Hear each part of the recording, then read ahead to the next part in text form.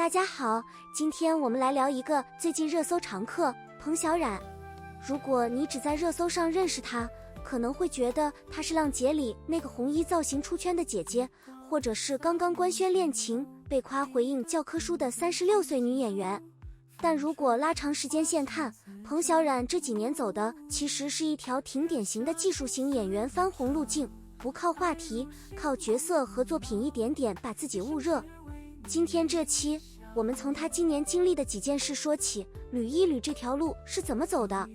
彭小苒是1990年12月出生，北京人，中國傳媒大學播音系畢業。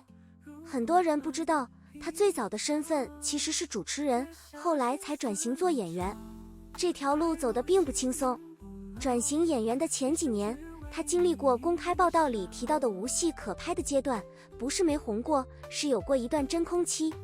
真正被大眾記住，是靠古裝劇《東宮》裡曲曉峰這個角色。曲曉峰和顧小五的虐戀讓不少觀眾意難平，這個角色也成了他此後很長一段時間的標籤。但一個標籤角色帶來的國民度是有保質期的。東宮之後，彭小苒也經歷過一段熱度回落期，直到2025年，他憑借《暗河傳》裡的沈清離、鳳凰台上等作品，被行業和觀眾認為完成了一次有效播劇翻紅。這個詞很關鍵。有效意味着不是靠話題帶熱度，是靠播放數據和角色討論度時打實撐起來的。2025年3月，彭小苒加入了《乘風2025》這檔節目，對很多女藝人來說是雙刃劍。舞台表現好，能補上大眾對綜合實力的認知空白；表現不好，容易被放大審視。彭小苒在節目裡其實挺有存在感，她和房琪、何鴻燊一組改編《珊瑚海》，因為堅持加入 rap 段落的創作理念，跟隊長房琪產生了分歧，一度成為節目熱搜話題。這段爭執被不少觀眾解讀為彭小苒強勢，但也有聲音認為他的出發點是想讓舞台更出彩，創新的態度本身沒有問題。3公公演，彭小苒所在的團隊最終被淘汰，他發文告別節目，說會記得粉色天空下的綻放。不少網友替他惋惜，覺得他業務能力不弱，顏值和主持經驗都在線，沒能走到出道組，有點可惜。節目之後，他的紅衣造型和舞台表現依然不時被提起。今年年初的微博之夜、國劇盛典等年末活動上，他的紅色系穿搭還多次登上熱搜，算是把浪姐期間攢下的一部分國民度延續了下来。他本人也公開透露過想出專輯、想辦線下的規劃，如果推進，會是他從專注演戲到多線發展的一次嘗試，但目前還停留在意願階段，具體進展需要後續觀察。不過這一年，彭小苒也不是沒遇到過爭議。今年1月，有網友在他微博下留言說：“姐姐可以給明天加班的我一句祝福嗎？”彭小苒回復了一句：“祝你天天加班。”這條互動被截圖傳播後，引發了不小的討論，不少網友質疑他情商低、共情能力差。事後，當事網友出面澄清，說這本來是粉絲和彭小苒之間常見的互對式互動，是自己沒說清楚語境。彭小苒隨後也發布視頻和文字回應，態度是公開承認自己作為公眾人物，應該更注意話語的傳播力和可能帶來的影響，感謝網友的關注和指正。這件事本身不大，但放在他這幾年的公眾形象裡看，其實挺說明問題。他的人設從來不是无懈可擊的完美偶像，而是那種偶爾會說錯話，但願意公開認錯的真實感。這種真實感，某種程度上也是後來戀情回應能被誇教科書的鋪墊。今年4月，彭小苒在一次公開直播中，右手拇指戴着固定護具，被細心的網友注意到。面對提問，他主動說明是不小心被門夾傷，需要一段時間休養，但整場直播他都保持着比較輕鬆的狀態完成。拍戲這個工作，很多時候觀眾看到的是濾鏡和成片，看不到的是冬天泡冷水，夏天穿厚重戲服這類幕後常態。对彭小苒來說，受傷大概率是常有的事，這次也只是恰好被鏡頭捕捉到了。這個細節單獨拎出來講，其實沒有太多戲劇性，但它跟他今年的另一件大事新劇開機放在一起看，能看出他這一年的工作節奏其實相當密。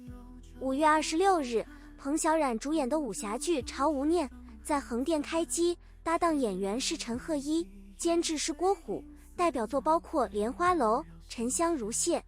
這部劇的故事圍繞紅衣女魔頭與白衣俠客的正邪對抗展開，是彭小苒此前作品裡少有的武俠題材。他本人在回應出演時表示，這會是自己演藝生涯另一個高光角色。從題材上看，這是一次類型上的拓展，此前《東宮》《暗河傳》都偏古裝言情，武俠對身段、打戲都有額外要求，也算是給自己的表演履歷加了一道新的考題。這部劇目前還在制作階段，實際效果要等播出後才能驗證。接下來說說這個月最熱的一件事。8月19日七夕當晚，有八卦媒體拍到彭小苒和朋友聚餐後，被一名身形高大的男子摟腰搀扶，兩人隨後同車返回住處。視頻流出後，彭小苒新戀情迅速衝上熱搜，關鍵在於他的反應速度和方式。8月20日上午，也就是視頻曝光後僅數小時，彭小苒本人通過微博主動回應，原文大意是：謝謝大家的關心和祝福。是的，我們目前正在接觸中，他是圈外人，希望大家能多留一些私人空間，我會繼續專注創作，我們作品見。這段回應之所以被很多網友評價為內娛戀情回應教科書，幾個點值得拆開看。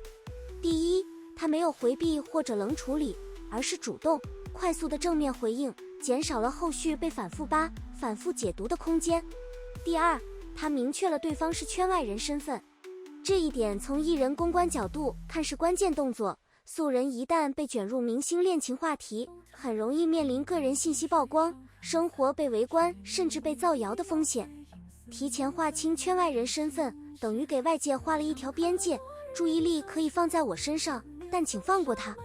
第三，他用希望留私人空間收尾，同時強調專注創作，作品見，把話題從八卦重新引回了工作本身。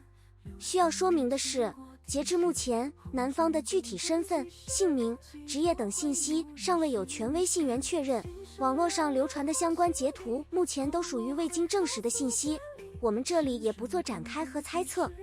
從目前的輿論反饋看，網友的態度整體比較溫和，評論區更多是姐姐幸福就好這類祝福，沒有出現明顯的脫粉或者負面情緒。這跟他之前經營多年拍戲高調、私生活低調的形象也有一定關係。他很少靠感情話題博關注，所以這次官宣，觀眾的接受度反而更高。從東宮裡讓人意難平的曲曉峰，到乘風2025舞台上的紅衣造型，再到這次被稱為教科書的戀情回應，彭小苒這一年的熱度軌跡其實沒有太多戲劇性的轉折，更多是一步步的積累。作品、舞台、公眾溝通方式都在往更成熟的方向走。他自己說的那句"我們作品見"，或許就是接下來觀察他的一個具體坐標。朝無念播出之後，觀眾會給出怎樣的反饋？這個我們到時候再聊。流水我心过天下，红尘滚滚几世梦，几度回眸已是山。